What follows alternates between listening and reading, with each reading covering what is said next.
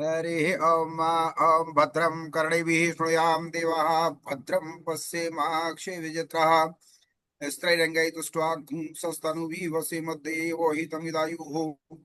ओम स्वस्ति न इंद्रो वृद्धस्रवाः स्वस्ति न पूषा विश्ववेदाः स्वस्ति नस्तार्क्ष्यो अरिष्टनेमिः स्वस्ति नो बृहस्पतिर्दधातु। ओम शांति शांति शांति।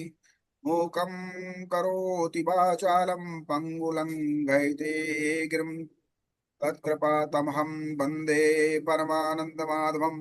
जय जय श्री सीताराम। जय जय श्री सीताराम। हमने 18 अध्याय पूरे किए। हमने किस एंगल से देखा? मुख्य रूप से पहले हमने अपने आप को समझा कि हम क्या हैं। तो वो फर्स्ट डे का जो था वो तो तिवारी जी और लक्ष्मी तिवारी जी के साथ ही रहा। उसके बाद तो अब हमने उसको फिर मेंशन किया, मतलब वो जो डॉक्यूमेंट था उसको मेंशन किया कि हम क्या हैं। तो वो समझने के बाद हमने कहा कि भी आत्म भाव में हम आत्म एक्चुअल आत्मा है, उस लेवल पे रहें। तो ये सारे पॉइंट्स कवर करते पर हमारा मुख्य उद्देश्य रहा कि हम उसको जीवन में उतारेंगे कैसे। गीता का श्लोक पढ़ करके शब्दार्थ का करना, ये परिभाषा वो परिभाषा हम जान सकते हैं, हमारा इंटरेस्ट होगा कि उसमें कर सकते हैं, वो पढ़ सकते हैं साधक संजीवनी। और हमने साधक संजीवनी को ही मुख्य आधार रखा, दूसरा आधार नहीं रखा। तो मैंने क्या किया कि अब ये सब कर लिया तो एक डॉक्यूमेंट बना दूं जो सब लोग अपने अपने पास, और मैं उन्हीं को दूंगा खाली। मतलब ये पोस्ट नहीं करूंगा ऐसे गीता ज्ञान के अंदर, मैं उन्हीं को दूंगा जिन्होंने मैक्सिमम क्लासेस अटेंड करी हैं, जिसका इंटरेस्ट होगा कि भी हाँ ये मेरे पास है। अब मेरे पास है अमेरिका में भी 2-3 लोग बाग जो क्लास तो अटेंड नहीं कर पाते, पर वो सारे सारे उन्होंने सुने। कल संडे तक का भी, सैटरडे वाला भी पूरा सुन चुके हैं वो। तो उनको डॉक्यूमेंट चाहिए, वो चाहिए। तो हमारा क्या है कि हम जीवन में इसको उतारें, क्योंकि सबसे बड़ा है जीवन में उतारना ही। हमारे कुछ जो जीवन में उतारे वो क्या है। तो मैं आपको डॉक्यूमेंट को एक बार शेयर कर दूं, एक बार दिखा दूं। तो एक बार दिखा देता हूं आपको, दिखाए डॉक्यूमेंट नहीं दिखाई दे रहा था, आप दिख रहे हैं। गीता। हाँ तो दिख रहा मैंने है। ये देखिए डेट दिख मई रहा 25 को 2026 को मैं बना दिया था। उसके बाद शुरुआत करी थी, उसके बाद ये पॉइंट्स पूरे लिखते हुए ये मैंने इसके 20 पॉइंट्स जो है पूरे लिख दिए हैं। और इसमें लिख दिया कि points are not not part of Gita ji directly. तो ये कोई बात नहीं, पर अपन अपन अपने पॉइंट्स आप हम शुरू करते हैं कि जो हम क्या कहना चाहते हैं इसमें।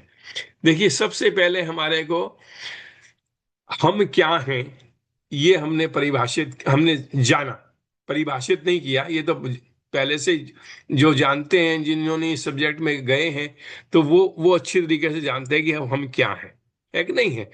पर हमने, कई लोगों को नहीं मालूम है, तो हमने कहा कि इसमें हम क्या हैं।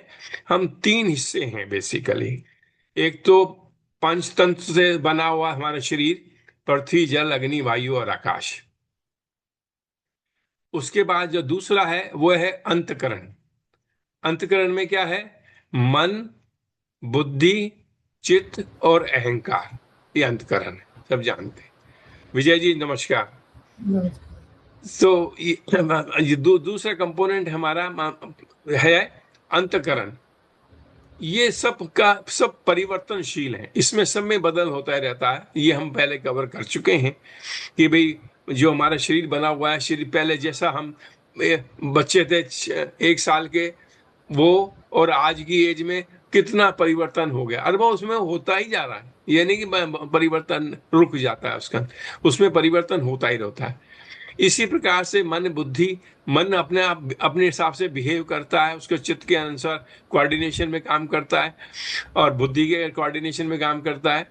पर बुद्धि में भी हमेशा चेंज होता जा रहा है। अभी से जितना हमने नई चीजें सीखी या समझी, वो सब हमारी बुद्धि में ही गई ना।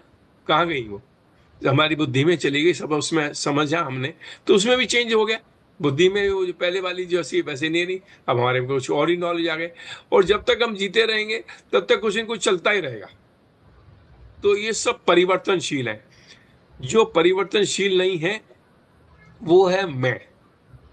आत्मा, वो जिसे हमने कहा कि आत्मा एक ऐसी है कंपोनेंट हमारा जिससे ये सारी चेतना सारे शरीर में वर्क करती है। क्योंकि अगर उसके उसके बिगैर, जैसे बिजली के बिगैर कोई रेफ्रिजरेटर कोई भी काम नहीं करेगा, इलेक्ट्रिक इक्विपमेंट जितने भी हमारे घर में होते हैं, किसी के भी हैं, वो वर्क नहीं करेंगे बिगैर इलेक्ट्रिसिटी। तो बिगैर आत्मा के कुछ नहीं होता। हाँ, तो हम क्या हैं? हम आत्मा है। तो सबसे पहला कंपोनेंट हमने ये रखा कि हम आत्मा हैं, ये हम समझ जाएं।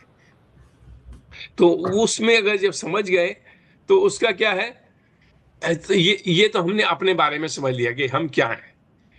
अब हमें करना कैसे है पूरा सारा? हमारे को गीता का मेन संदेश है कि आप करता काम तो करेंगे, अपना जितना भी काम करेंगे, पर सबको क्या है, करेंगे कैसे, ये है सबसे बड़ी बात। तो हमने कहा कि हम अब ज्यादा से ज्यादा काम आत्म भाव से करेंगे कि हम आत्मा हैं जो एक्चुअल करता ही नहीं है। मतलब जितना भी कार्य हमारे पास हो रहा है, हम कर रहे हैं, वो हमारे मन बुद्धि और शरीर से हो रहा है। क्योंकि इसके दो स्तर हैं। एक तो शरीर के लेवल पे हम काम करें, जैसे किचन में काम, भोजन बना रहे हैं, तो भोजन शरीर का पूरा इस्तेमाल हो रहा है कि भाई उसमें ये काटा, वो सब्जी काटी, उसके बाद छोंक लगाया, तो सब वो क्या नाम से शरीर का इस्तेमाल हो रहा है। पर उसमें बीच में साथ में कॉम्बिनेशन में क्या है, बिगर बुद्धि के वो काम नहीं होएगा। उसके माइंड उसमें चाहिए कि हाँ इसमें क्या डालना है, उसके क्या इंग्रेडिएंट्स होंगे, तो हमारे बुद्धि के अनुसार उसी में काम होता रहेगा, बगैर उसके काम नहीं हो सकता है। तो हम मुख्य रूप से दो स्तर पे काम करते हैं, वो है शरीर स्तर पर और माइंड के स्तर पर। माइंड को मैंने मन और बुद्धि को कंबाइन कर दिया, जिससे कि शब्दावली एक स्पष्ट बनी रहे कि हम माइंड के लेवल पे काम करते हैं, वो सही है। पर जब हम माइंड के लेवल के कि हाँ मैंने किया, पर ये तो एक्चुअल में हमारे सिस्टम ने कर दिया। हम जो आत्मा है उसमें कोई हमारा कर्ता भाव नहीं रहता है, क्योंकि वो आत्मा है। उसमें वो तो आपको पूरी सोर्स दे दिया उसके वर्किंग के लिए, वो उस लेवल पे हम रहते हैं। तो हम जितना भी काम करें, काफी हद तक मैंने आपको लोगों को एक एक्सरसाइज दी थी कि भाई एक हफ्ते बाद हम पूछेंगे, पर वो पूछना तो मुझे याद नहीं रहा। पर आप अपने आप को आलंकन करें कि हम आत्मा के स्तर पर कैसे काम कर सकते हैं। मैं अपना अनुभव बता दूं, हम काफी हद तक आत्मा लेवल पे काम कर सकते हैं, काफी हद तक, पूरे लेवल पे नहीं। जब ये शरीर का, मैंने कहा था कि फेल्योर भी होता है, इसका फेल्योर होता है जब हम शरीर का कष्ट हो, तो वो आत्मा का वो लेवल जो है बहुत पीछे चला जाता है, और माइंड शरीर का किसी पेन हो रहा है, लेग में पेन हो गया, पेट में दर्द हो गया, कमर में दर्द हो गया, तो वो आदमी का माइंड उसमें फंस जाएगा, उसमें उससे बाहर नहीं आता इतनी आसानी से। जब तक कि उसका ट्रीटमेंट नहीं हो जाए या उसमें रिलीफ ना मिल जाए, तब तक वो आता नहीं है। तो वहां पे वो 50% ही आत्मा का रहता है कि हाँ आत्मा का हो, तो मैं जो परेशानी है शरीर की, वो शरीर की परेशानी है, मेरी नहीं है। वो स्तर पे आएगा तो आप देखोगे जो हो रहा है वो शरीर में हो रहा है, मेरे में नहीं हो रहा है। तो हम कोशिश करें कि हम आत्म भाव से कार्य करें, ये दूसरी बात थी।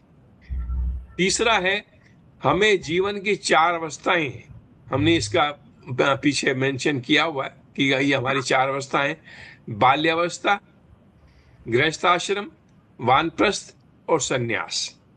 बाल्यावस्था मतलब डिवाइडेड की, मान लीजिए 100 वर्ष का, जैसे 100 वर्ष का जन्म हो, जीवन हो, तो उसको हम 25 वर्ष बाल्यावस्था में लगा दिए, और 25 से 50 हम गृहस्थ आश्रम में लगा दिए, जो आजकल पूरा नहीं होता है, थोड़ा टाइम लगता है उसमें। तो उसके बाद है हमारा वानप्रस्थ और सन्यास। तो इसके सबके कर्तव्य अलग अलग हैं, एक जैसे नहीं कि जैसे हम ये कह तो सकते हैं कि हमें अपना कर्तव्य पूरा करना चाहिए, पर बाल्यावस्था में हमारा कर्तव्य कुछ और था, जिसमें प्राइमरी जो हमारा ऑब्जेक्टिव रहा कि हम एजुकेशन को प्राप्त कर लें, जितना जो कि हमारे जीवन में काम आने वाली है। तो उसमें माता पिता ने हेल्प करी, हमारी अपनी हेल्प करी, हमारे टीचर्स ने हेल्प करी, और हमने अपना मार्ग बना के अपने अपनी एजुकेशन को काम पूरा किया, जिससे कि हम जॉब कर पाएंगे, गृहस्थ आश्रम के लिए प्रिपरेशन। तो वो कर्तव्य बाल्यावस्था में हमने पूरा किया 25 वर्ष तक। उसमें हम अध्यात्म में भी जुड़ जाते हैं साथ में, पर वो थोड़ा सा इतना स्ट्रांग लेवल नहीं होता है। पर कईयों के इतना स्ट्रांग लेवल होता है कि वो अध्यात्म के, जैसे आदि शंकराचार्य हो तो वो तो नॉर्मल थे ही नहीं, मतलब वो तो अवतारित पुरुष में है। वो तो आए किसी पर्पज के काम के लिए थे, तो वो तो उन्होंने वही काम किया सीधा ही। तो उन्होंने अपने जो भी ज्ञान लिया और स्टार्ट वर्किंग ऑन दैट। तो हमें गृहस्थ के अंदर हमारी जिम्मेदारी सब बहुत ज्यादा बढ़ जाती है। गृहस्थ आश्रम सबसे ज्यादा जिम्मेदारी का काम यही निभाता है। ये बाल्यावस्था वालों को का पालन करता है, वानप्रस्थ जो बड़े हो जाते हैं उम्र के अंदर माता पिता, उनकी सेवा करता है, और उससे भी जो 75 साल से ऊपर के हो गए, जो अब कोई कमाने का नहीं उनका है, अब जैसे किसी के पास तो इंटरेस्ट की इनकम है, मकान की इनकम है, वो अलग चीज है। पर कहने का मतलब उनका प्राइमरी उद्देश्य वो नहीं रहता है। उनका उद्देश्य रहता है कि हम अपना भजन कर लें, भगवान को जान लें, अपने आप को जान लें। तो उन लोगों को कमाने का नहीं रहता है, तो उनको उसका पालन कौन करेगा? और जो स्वास्थ्य ठीक नहीं रहता है तो उसका उसका पालन कौन करेगा? तो उसकी हेल्प कौन करेगा? वो गृहस्थ आश्रम वाला करता है। तो गृहस्थ आश्रम सबसे प्रमुख है। बाल्यावस्था, वानप्रस्थ और संन्यास सबका अपना महत्व है, पर गृहस्थ आश्रम जो सबका पालन हारण करता है। मैं इसी को विष्णु रूपा भी बोलता हूँ। विष्णु रूप का जो पालनहार है वो गृहस्थ आश्रम में आपको देखने को मिलता है। तो इसके कर्तव्य अलग अलग हैं। तो इसमें हम क्या, जितना भी हम कार्य करें कर्तव्य मान के करें। कर्तव्य मान के जब हम करेंगे तो हमारे में क्या होगा? मोह पैदा नहीं होगा। मैंने यही कहा कि बच्चों को आपने किया, अब बच्चे हमारे को करेंगे नहीं। वो हमारा कर्तव्य था जो हमने किया, है कि नहीं है? माता पिता की सेवा, उनसे सेवा हमने ली है तो उनको देनी भी तो है ना भाई। जिससे लिया है उसको देना भी है। तो उनकी जो सेवा हमने करी, जितना भी हम कर पाए। जब मुझे ज्ञान प्राप्त हुआ था तो यही बात हुआ कि भी अभी वो पॉइंट आएगा, मैं उसी टाइम कवर करूंगा। तो उसमें हमें जितना सेवा हम कर सकते हैं उनका कर दें, जिससे कि जो भी हेल्प चाहिए। अब कई बार तो हेल्थ इतनी अच्छी होती है तो उनको इतनी हेल्प नहीं चाहिए, उनके पास भी खूब पैसा होता है तो उनको हेल्प नहीं चाहिए। तो कम से कम उनसे बात तो कर लो। वो ये तो चाहते कि मेरा बेटा कम से कम 2 मिनट 4 मिनट बात तो कर ले कम से कम। तो आप उनसे बात ही करिए तो उनका मन प्रसन्न होगा। क्योंकि हम कितने भी, आप सब जानते हैं, मैं कोई रिपीट ही कर रहा हूं, हम कितने भी बड़े हो जाएं पर माता पिता के लिए तो हम हमेशा छोटे रहते हैं, है कि नहीं है? उन माता पिता को तो वही प्रेम रहता है, मेरा ये बच्चा है कि नहीं है? जो हमारी उम्र 50 साल की हो गई हो तो भी वो माता पिता कहेंगे ये हमारा बच्चा है। अरे तेरे को ये पसंद है बेटा, तू आया आज आया है तो ये मैं तेरे लिए लेके आया, खा ले। मुझे नहीं खाना, वो तो बोल सकता है नहीं, I don't eat it now any more. पर नहीं, माँ बाप में वो प्रेम भाव जो है वो, क्योंकि बचपन से उसके अंदर देखा है उसका, तो उस हिसाब से उनको बिहेव करते हैं, है कि नहीं? तो हमारा ये हमें कर्तव्य मान के करें। और तीसरा जो हमारा जिम्मेदारी है, 50 साल से ऊपर की जब जिम्मेदारी पूरी नहीं हुई है तो उसमें 50 60 60 65 जितने भी साल लगते हैं वो अपनी पूरी करें। इसमें कोई दो राय नहीं कि हम कहीं भागेंगे, हम करेंगे। पर इसमें अब क्या है, हम संसार से विड्रॉ होते जाएंगे धीरे धीरे। मतलब हम खाने के इतना बंधेंगे नहीं, खाने पे नहीं बनना, संसार से जो है उसके अंदर मोह के अंदर नहीं फंसने का है अब। क्योंकि अब हमारे को अपने बारे में भी ज्यादा समझना है कि हम क्या हैं, और हमें अपना जीवन का भी कल्याण है। क्योंकि हमारी यात्रा है, बच्चों की जीव यात्रा बच्चों की है, और हमारे बड़ों की यात्रा उनकी यात्रा है। तो ये वानप्रस्थ के अंदर हम विड्रॉ जो है, इसीलिए उसको हम कहते हैं वन से जाना, वन से। क्योंकि मैं भी 50 साल के बाद चाहता था कि मैं वन में चला जाऊंगा और वहाँ गुरु जी के पास वाले मकान ले लूंगा आसपास और उसके पास करूंगा। वो हुआ नहीं, तो मैं फिर मन से वन में जाने लगा कि मुझे ये खाना जो ला के रख दिया, मेरा पेट भरना है, मैंने खा लिया, मुझे और कुछ नहीं चाहिए। कपड़े जो है जो प्रेजेंटेबल प्रॉपरली होने चाहिए वो अपने ले लिए, और ज्यादा कपड़ों की जरूरत नहीं, तो फालतू क्यों खरीदे जाएंगे, उसको खरीदे जाना है। तो इस प्रकार से हमें काम करते जाएं तो हम क्या है, इससे मोह उत्पन्न नहीं होता है कि किससे कि मेरे को ये चाहिए, मेरे को वो चाहिए, वो बातें नहीं रहेंगी उसके अंदर। ये उसके बाद चौथा पॉइंट है, हमें कर्म बंधन में नहीं बनना है। हमारा जो लक्ष्य जब बनते हैं गीता में विशेष रूप से यही बात कहा कि हमें कर्म बंधन में नहीं बंधना चाहिए। तो हम कर्तव्य से मोह नहीं उत्पन्न हुआ, पहली बात।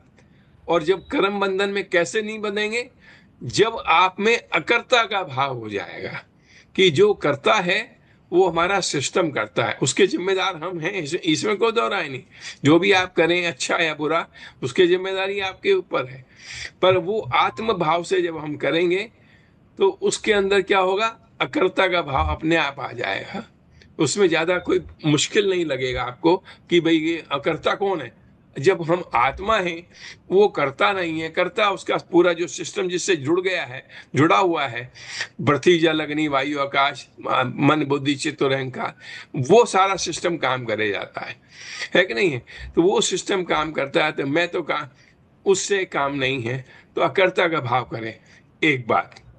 दूसरा कर्ता का भाव, किसी आपने किसी को दान दिया, किसी की सेवा कर दी, वो कर दी, वो आपके आपने बेशक आत्मा हम हैं, तो उस सिस्टम की वजह से हमने कर दी, पर उसके से बंधे नहीं।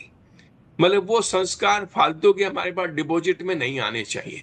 ये मैंने सेकंड डे को अच्छे फर्स्ट कवर किया था। हालांकि वो फर्स्ट है लेक्चर कि हमारे डिपॉजिट्स कैसे, वर्तियां कैसे बनती, प्रवृत्तियां कैसे बनती हैं।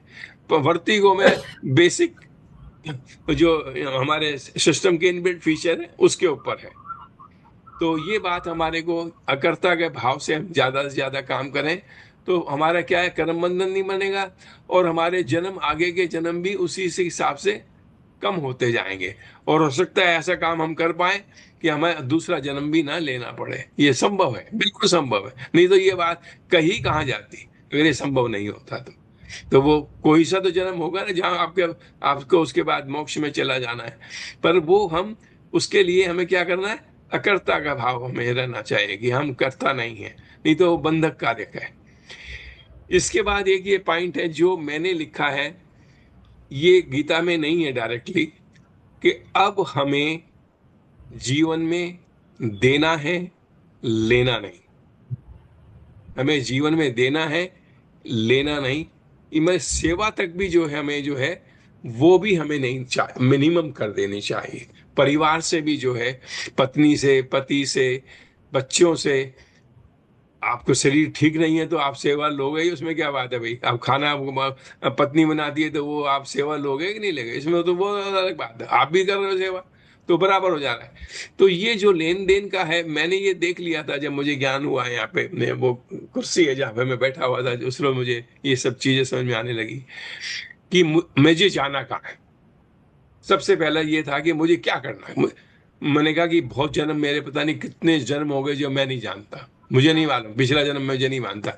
हालांकि ओम स्वामी आया था, बोले कि हम आपको क्रिया बता सकते हैं जिससे आप पिछला जन्म जान सकते हो। अरे मैंने कहा हम जान के क्या करेंगे उस जन्म को, फालतू में।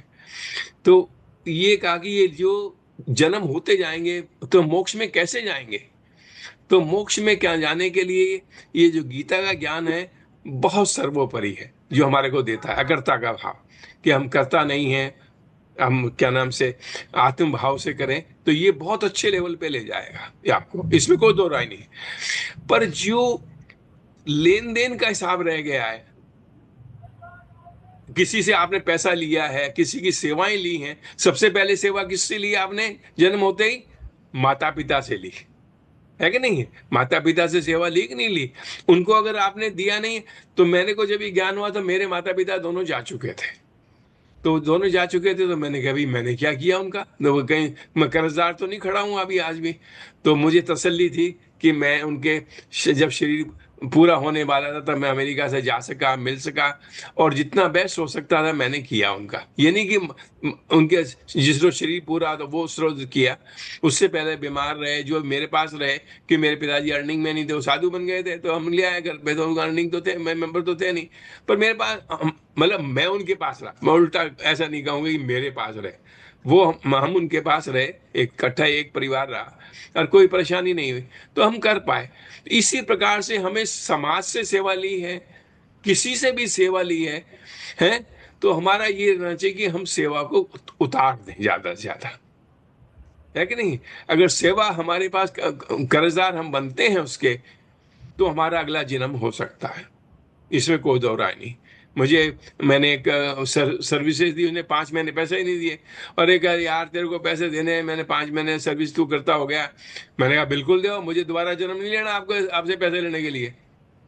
तो अपने पैसे भी लेने हो, और कोई आदमी ऐसा मिल जाए कि जो आपको पैसे देने को तैयार ही नहीं हो, तो उसको क्या करो? मैं ये मेरा विचार है, उसमें गंगा जी में चढ़ा दो। ए माता गंगा, ये जो भी नहीं दे पाया कर पाया, अब ये मैं आपको चढ़ा रहा, मुझे अब इससे लेना नहीं है। तो आप क्या है, बंधक कारक अपने विचारों से तो बंधन से अलग हो जाते हो, कि भाई मुझे अब लेना नहीं है, तो मुझे दोबारा जन्म नहीं लेना पड़ेगा उसके साथ, कि क्या नाम से, उसके पैसे लेने के लिए। तो अपने को जो भी सेवाएं ली हैं, जितना बेस्ट हो सकता है सेवा उतार दें, और कम से कम हम लेवें। अब तो हमारे को कम से कम सेवा लेनी है। तो ये जो, इसीलिए कहा मैंने, देना है, लेना नहीं, है कि नहीं है? हम सेवा कर दें, और वो प्रभु के चरणों में चढ़ा दें, कि जो सर्विस दी है आपने, ये प्रभु, ये आपकी सेवा थी जो मैं आप कर रहा हूँ। ये माध्यम तो ये है, इसको इसको माध्यम को मैं कर दे रहा हूँ।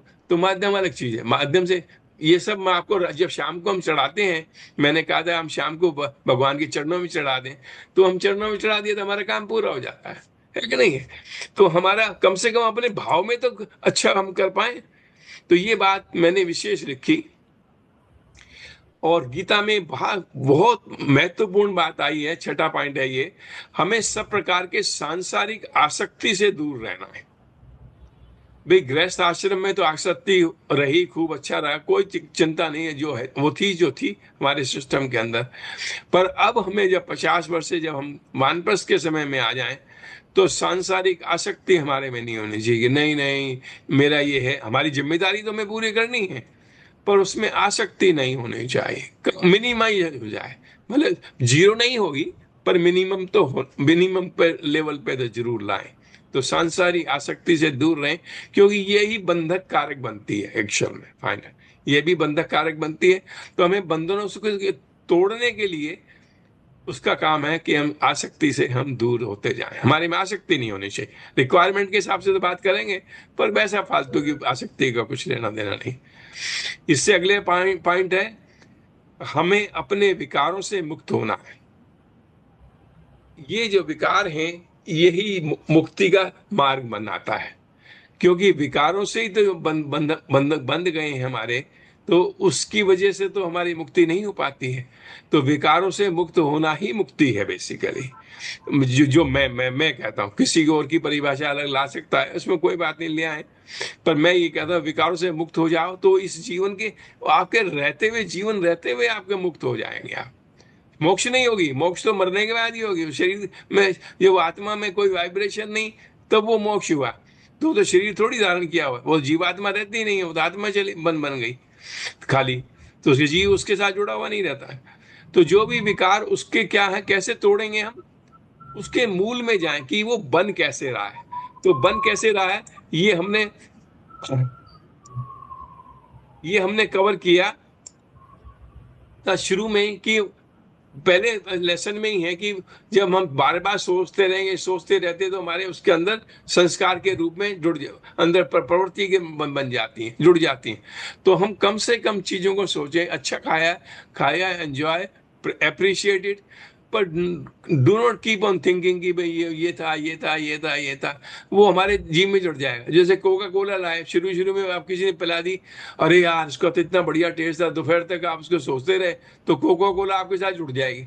और ये एक्चुअल में मार्केटिंग में यही किया जाता है, वो आपको उसको आदी बना दिया जाता है, आपको आदी बना दिया जाता है, जिससे कि आप उससे जुड़ जाए।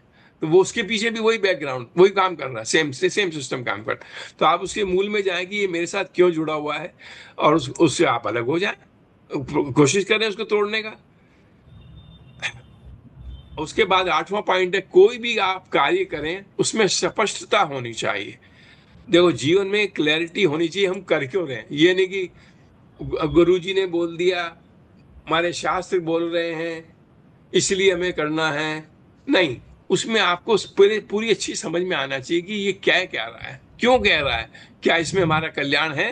कल्याण है तो अपन को समझें कि कल्याण है कैसे होगा और उस पर कार्य करें। फिर जो आपको ठीक लगता है कि हाँ ये मुझे करना चाहिए तो करें, इसमें क्या बात है।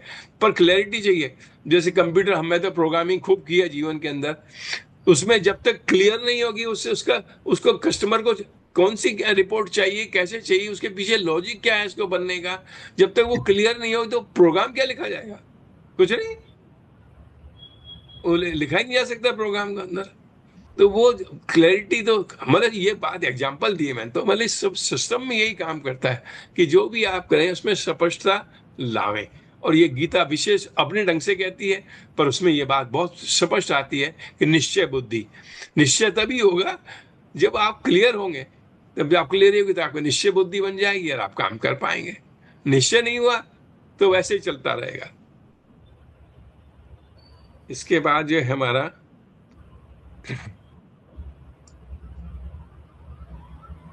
9वां पॉइंट, कर्म का फल जो भी आवे उसे स्वीकार करें। ये कर्मण्यवाधिकारस्ते जो है वो उसमें आता है श्लोक, अपने दूसरे अध्याय के अंदर, शायद 47वां कोई सा श्लोक नंबर है, तो उसमें आता है कि कर्म का फल जो भी आवे उसे स्वीकार करें। उसमें हमें क्या है, अच्छा है बुरा है उसको स्वीकार करें। अगर अच्छा नहीं आया तो भी हमें स्वीकार करना है कि नहीं तो परेशान हो, उसका ऑप्शन ये है परेशान रहो। पर अगर हमें उसी चीज को दोबारा करने का मौका मिलता है तो इम्प्रूव करें। अगर मान लो फल अच्छा नहीं आया और आपको, जैसे रिजल्ट अच्छा नहीं आया और आपके पास दूसरा ऑप्शन है, मैं आपके अपने पड़ोस बताता हूँ, मैं जहाँ जनकपुरी मेरा मकान है, तो मेरे पड़ोस में एक लड़की का नाम गीता था, मेरठ की थी वो, उसके माता पिता बबोई बनिए ही थे। उसकी बेटी ने खूब पढ़ाई करी और उसका इंडियन फॉरेस्ट सर्विस में नंबर आया, इंडियन फॉरेस्ट सर्विस में। पर उसके पिताजी चाहते थे कि मेरी बेटी आईएएस बन जाए, हैं। तो बोले कि तू आईएफएस में वो पुलिस के जो वेरिफिकेशन के मेरे घर भी आएगी, आप जानते हो उस लड़की को। मैंने कहा मेरे पड़ोसी है, मैं जानता हूँ। सब हो गया। पर उसके बाद वो लड़की ने क्या किया, वहां ज्वाइन तो कर लिया पर छुट्टी ले ली कि मुझे और तैयारी करनी है। 1 साल को उन्होंने दे भी दी कि आईएएस के लिए प्रिपरेशन के। अगले साल वो क्या हुआ, she was a topper in IAS. देखिए लड़कियों में शी वॉज अ टॉपर।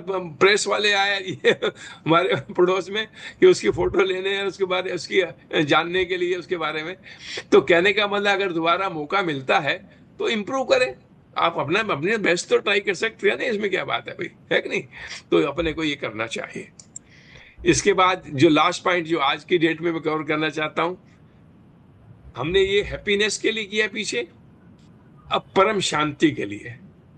परम शांति का जो स्थान है वो आपकी स्वयं आपकी आत्मा है। जो परम शांति आपको मिलेगी आपके जो साकार रूप में, तो हम भगवान के दर्शन करेंगे तो वो आपको बहुत आनंद देगा। प्रभु का दर्शन कर देंगे, आपको बहुत शांति मिलेगी, आनंद मिलेगा।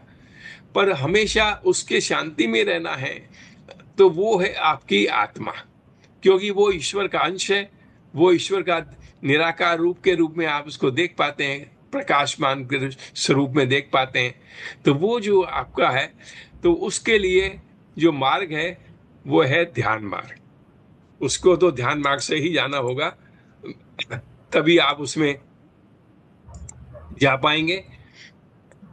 तो ध्यान मार्ग से अगर जो अभ्यास करना चाहते हैं, जो करते हैं वो करें, बिल्कुल करें। किरण जी करती थी, फिर मैंने कहा ये आप विजय देवदास जी ने अब शुरू किया, काफी कई महीने हो गए, अब तो 6 महीने हो गए होंगे करते हुए। तो ये भी करते हैं। प्रभाकर राय जी से तो इनका ये अपना मेथड सिखाएंगे। प्रशांत जी भी करते हैं। प्रशांत जी तो ये उसके आशाराम बापू जी के शिष्य हैं ये। तो वहाँ तो ध्यान का विशेष मंत्र जाप और ध्यान का अभ्यास विशेष रूप से सिखाया जाए। मेरी बहन भी वहाँ पे यही करती है, वहाँ अहमदाबाद रहती हैं वो। तो हमें वो ध्यान मार्ग से जाना पड़ेगा। पर ध्यान मार्ग से जो नहीं जाना चाहते कोई बात नहीं, तो उनके लिए भक्ति मार्ग बिल्कुल साफ सब सामने खुला हुआ है। और वो कर ही रहे हैं, बचपन से कर रहे हैं, जब भी तो इंट्रोडक्शन हुआ भगवान का, तो उसमें आप करें और उसको आगे बढ़ाएं। तो उसमें मन से एकाग्रता से करेंगे तो हमें और भी जुड़ते चले जाएंगे। तो ये बात 10 पॉइंट मैंने कवर किए। 10 पॉइंट मैं अगले हफ्ते कवर कर दूंगा। और उसके बाद प्रभाकर राय जी, मैं आप लोगों से सहमति चाहता हूं कि अब योग के बारे में प्रभाकर राय जी को मैं हैंड ओवर कर दूंगा। वो लिंक भी वही बनाएंगे और क्या नाम से वो सब हमारे डिस्ट्रीब्यूट कर देंगे गीता ज्ञान में। तो हम लोग इसी टाइम मिलेंगे और ये योग का 2 क्लास, 3 क्लास, 4 क्लास जितने भी लेना चाहते हैं ये खुद बताएंगे, क्योंकि ये सब कुछ फ्री है उसको कम कराने के लिए। तो ये आगे से करेंगे तो ये हमारा काम पूरा हो जाए। और ये डॉक्यूमेंट नेक्स्ट वीक में पूरा करके, पूरा डॉक्यूमेंट तो बना हुआ है, तो आप जिन्होंने मैक्सिमम क्लासेस अटेंड करी हैं मैं उनको भेज दूंगा, तो प्रिंट आउट करके रख लें अपने घर पे और देखें कहाँ पे हम खड़े हैं, कहाँ पे हमें चेंज चाहिए।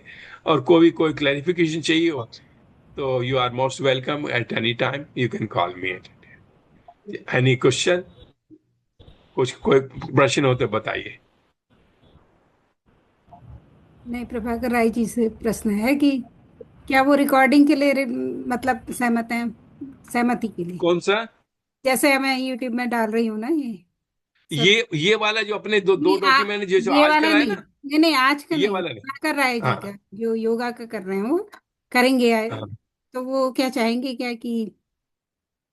हाँ, तो प्रभाकर राय जी अपनी उसमें लिख दें हाँ, गीता ज्ञान में कि हाँ रिकॉर्ड करके और यूट्यूब में डाल सकते हैं, क्यों नहीं डालते हैं? डाल फर्स्ट क्लास सकते है, हैं। हाँ, बिल्कुल ठीक। डालें। उसके बाद प्रशांत सिंह जी जो है डॉक्टर हैं, तो ये भी अपने जो लेक्चर देना चाहेंगे वो करेंगे। और कुसुम जी का एक्सपीरियंस है हम उनसे सुनेंगे, किरण जी से सुनेंगे, और फिर तिवारी जी का तो हम रामचरितमानस का जितने भी करना कराना चाहे हम उनसे बिल्कुल आनंद लेंगे उसमें वो भक्ति मार्ग का पूरा तो हम उनसे सुनेंगे, बिल्कुल सुनेंगे आनंद आएगा है कि नहीं? कि मेरे में मिश्रण है, मतलब भक्ति मार्ग और ध्यान योग, दो, और मैं दोनों को एक जैसा ही मानता हूं, उसमें फर्क नहीं लगता है। क्योंकि भक्ति मार्ग में आप प्रभु से संसार को छोड़ देते हैं, प्रभु के अंदर आपका ध्यान पड़ा हुआ है, तो ध्यान हो रहा नहीं हो रहा, ध्यान योग हो रहा नहीं हो रहा उनके साथ। वो कहते नहीं है पर है तो वही, हो तो वही रहा है, आंख खुली हुई हो रहा है। और ध्यान योग में कि आंख बंद करके कर रहे हैं, ये दोनों इतना ही फर्क है, पर काम तो वही हो रहा है इसलिए मुझे फर्क नहीं होता है। और कोई प्रश्न है प्रशांत जी? जी नहीं। तिवारी जी कोई प्रश्न है? अकर्ता भाव का एक छंद है, गोस्वामी जी हाँ कहते बोलिए। हैं केवट प्रसंग में, हाँ अब जी। कछु नाथ न चाहिए मोरे, दीन दयाल अनुग्रह तोरे। हाँ हाँ केवट जो है भगवान को गंगा के उस पार ले जाता है। हाँ हाँ भगवान जानकी जी से अंगूठी प्राप्त करके केवट को देना चाहते हैं। हाँ केवट हाँ। निवेदन करता है, अब कछु नाथ न चाहिए मोरे, दीन दयाल अनुग्रह तोरे। ये सही। अकर्ता भाव दिख रहा है इसमें। पर एक बताऊं तिवारी साहब, हाँ जी। अगर जब हमने स्कंद पुराण पढ़ते हैं, हाँ जी। सत्यनारायण की कथा, स्कंद पुराण तो छोड़ो, स्कंद पुराण ये रखा मेरे पास, तो वो अलग बात है। पर जो हम उसको हम पढ़ते हैं सत्यनारायण की कथा में, केवट पिछले जन्म में क्या था? कछुआ। नहीं, जो सत्यनारायण के अंदर जो है शायद लकड़हारा था, मुझे इतना याद है कि नहीं है? स्कंद पुराण में रेवा खंड का अंतिम अध्याय जो है वो सत्यनारायण की कथा है। सत्यनारायण की कथा है ना, तो उसके हाँ अंदर वो केवट पहले भी इतने ऊंचे लेवल पे वो उसके साथ भगवान से जुड़ा हुआ था, है कि नहीं है? जी। इसी इसी प्रकार से दशरथ जी महाराज भी जो पहले जुड़े हुए थे, तो वो उनका तो वहां लिखा कि मोक्ष हो गया, मतलब मोक्ष का मतलब अच्छी गति को चले गए, वहां पे कहने का मतलब ये भाव है कि अच्छी गति है। तो ये पहले ही ऐसे उससे आए हुए हैं केवट जी महाराज, दशरथ जी महाराज, उनकी कोई वो नहीं था तुलना पर आप तो कह रहे थे हम पुराने जन्म की बात मानते ही नहीं। नहीं, मानते नहीं, जान करके क्या करेंगे? मैं मान लो मेरा कोई रिलेशन है, तो किसी के साथ रहा, मैं, वो मेरी पत्नी थी, मेरी बहन थी, मैं जान के क्या करूंगा उसका? मैं तो ये है कि मैं आज कहाँ खड़ा हूं और मुझे आगे जाना कहाँ है, ये है भाव मेरा। कि मैं आज जहाँ खड़ा हूं मेरे में कितने विकार अभी भी मौजूद रह गए हैं, तो वो मैं उसको कैसे खत्म कर दूं, तो मैं मुक्ति तो कम से कम अपनी कर लूं जितना संभव है कि नहीं है? और मोक्ष में वो सब लेन देन का हिसाब किताब मैंने बराबर कर लिया जितना भी संभव था, जो मैं जानता हूं। किताब तो धर्मराज की मैं देख नहीं सकता हूं, पर उसमें क्या होगा, आगे मोक्ष मोक्ष हो जाएगी तो बड़ी संभव है। पर मैं आपको